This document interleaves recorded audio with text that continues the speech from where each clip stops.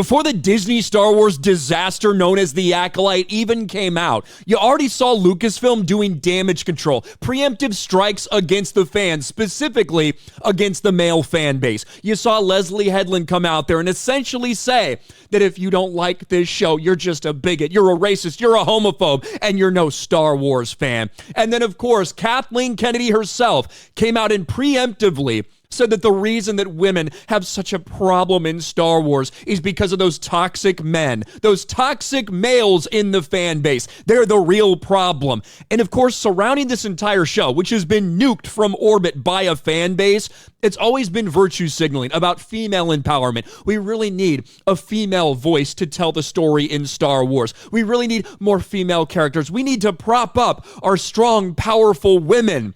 Isn't it funny that as much as these people preach about that, they end up getting called out by the very same side they're pandering to after it turns out that they don't put their money where their mouth is. Star Wars The Acolyte fails progressive purity test, faces new backlash. And that's because for everything that Kathleen Kennedy and Leslie Headland and Jodie Turner-Smith and Amanda Stenberg and all these people out there associated with this show have come out and talked about uplifting women, I guess when it comes to actually paying them, that's not something that Disney wants to do.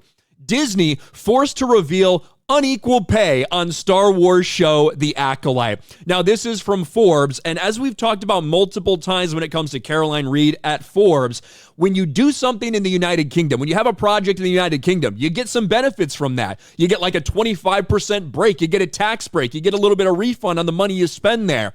However, you're also forced to disclose some things. One is actually how much money you spent on this massive pile of shit. Like if that $180 million budget that they were talking about for this shit show, if it's actually a lot more than that, we'll probably find out a few months from now, maybe even a year from now, but eventually we will see the numbers.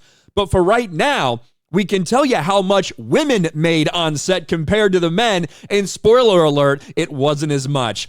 Documents filed by Disney have revealed its latest Star Wars spin-off series, The Acolyte, isn't actually a force for equality, despite famously featuring a female-centric cast. According to the filings, in early April last year, when production of the streaming series was still in full swing, just 30% of the nearly 700 employees were female, and across the entire workforce, women's average hourly pay was 19.4% lower than men. Now, just looking at this, do I have a problem with this? No, absolutely I don't. It doesn't matter. When we talk about this mythical wage gap, oftentimes what we're talking about, especially on the set, there's a lot of different jobs out there.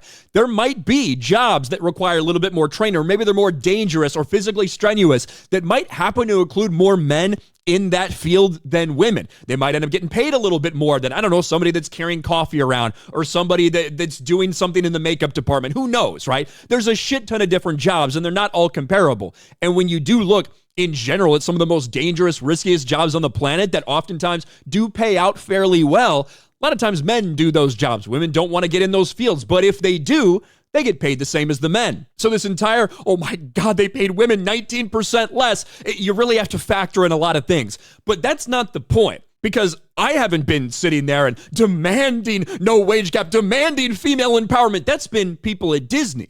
And the people that they're pandering to, that's what they think they want to hear. They want to protect women. They want to uplift women and slam the men. Yet behind the scenes, this is what comes out. And it's funny to see these articles now going around, and even some people that are on Lucasfilm's side in the culture war or applauding what Lucasfilm is doing by uplifting women regardless of whether they deserve to be uplifted or not. It's so funny that this shit all comes out. This is the same company who says it's really important we uplift our people of color, yet shrink black people on posters that they release in other parts of the world. People who say it's very important we get gay representation, but if you need this thing to get released in a country, well, we'll cut out that gay kiss in The Rise of Skywalker. This is who those people are. They are hypocrites. They are fucking virtue signaling. That's what it's all about. And whenever it happens to be good for them to maybe not walk the same line that they're preaching everybody else walks, they'll take those. They'll take those opportunities for business every fucking time. Now, the article details a lot of stuff about the Acolyte and the state of Disney Star Wars and things like that. But when you do look at it right here, not only does it show the average hourly pay of women who worked on the Acolyte was 19.4 less than men received, but it was also 13.5% lower when taking the middle number if hourly pay is ranked from highest to lowest. What's more, although men outnumber women in the bottom and 2 middle pay hours, 53% of the employees in the highest hourly pay band were also men. And you have people that's on Disney's side in this virtue signal culture war that are now forced to call it out. Because although they're talking about this female empowerment, apparently they don't want to pay women as much as they're paying men.